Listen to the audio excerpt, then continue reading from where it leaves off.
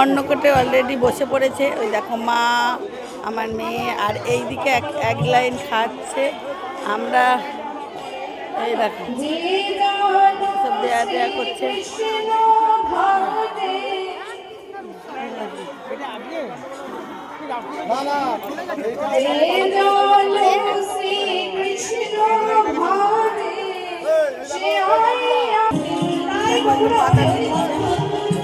কেমন লাগছে তোমার এই অন্নকূটে?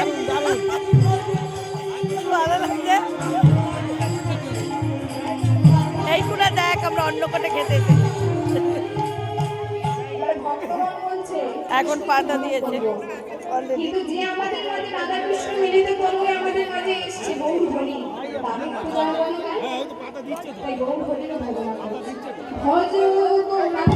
দেখো ওইখানে পড়ছে চাটনি পাঁপড়, চলে যাচ্ছে পায়েস, চাটনি পাঁপড়। তো তোমাদের দেখাচ্ছি কি কি দিচ্ছে। আস্তে আস্তে গিয়ে ভজন করতে করতে চলেছে।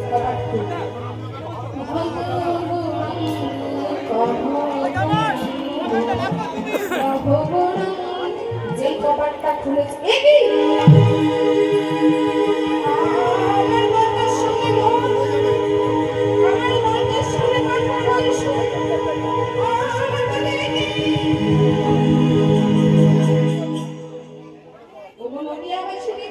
দিচ্ছে মহাপ্রসাদ। ভাববে যে আমি সারা রাত হরিনাম না করে আমি পুজো করছি। আমার দরকার সময় কে এমন রাখলো? চোখের জলে কাঁদতে কাঁদতে শিবার সঙ্গে আমার সাথে ডেকে দেখালো। আর এইদিকে ডোমেদের ডেকে নিয়ে এসে পরিষ্কার করলো। তিনি মহাপ্রভুকে কিছু বললো না, কারণ মহাপ্রভুকে যদি বলে তবে মহাপ্রভুর কষ্ট হতে পারে। এবারে মহাপ্রভু ডাকতে শিবাস, কোথায় তুমি? এত দেরি হচ্ছে কেন? শিবাস ছুটতে ছুটতে এসেছে।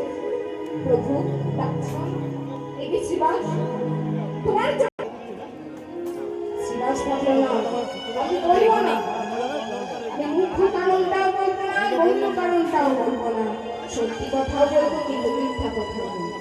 বলে প্রভু শুক্তটা দারুণ হয়েছে। সারাদিন হরিনাম করতে নগর কীর্তন পেরিয়ে যাবে, আবার আমি আর পারছি না, আমি আর পারছি না।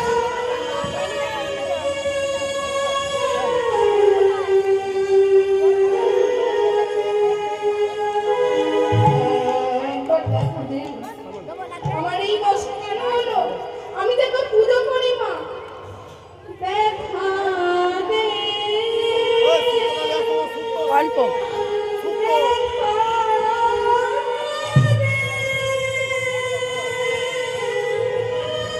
ডাল